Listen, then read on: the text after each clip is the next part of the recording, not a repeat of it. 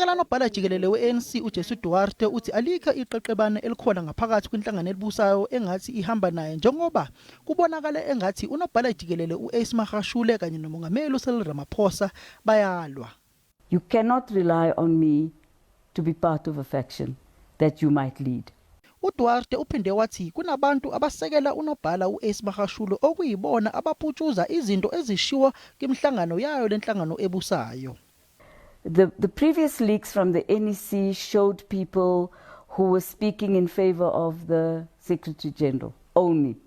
The voices of other people were not leaked, strangely enough.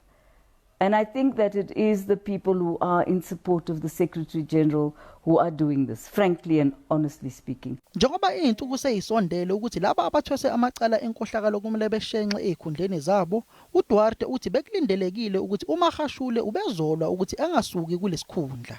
I think anybody who is asked to step aside begins to fight for their political lives, and I think that it should be expected. But I think what I can make a comment on is to say that when you are challenged within the organization, often your best defense is to follow the prescripts of the organization. Normally when you do that, you come out better. And there are many examples of that. One would hope that the SG would accept that particular perspective of himself as a very senior member of this organization. UDuarte ube nesicelo kwamalungu enhlangano ebusayo ukuthi akehlise umoya ukuze iqembu lizokwazi ukuthatha izinqumo ngokuthi bazoshenxa kanjani labaholi akumele besuke okwesikhashana ezikhundleni zabo. It's a hard pill that you must swallow. You must defend yourself. I accept that entirely. But please do not work in such a way that you begin to create chaos that the ANC finds hard to explain to the people.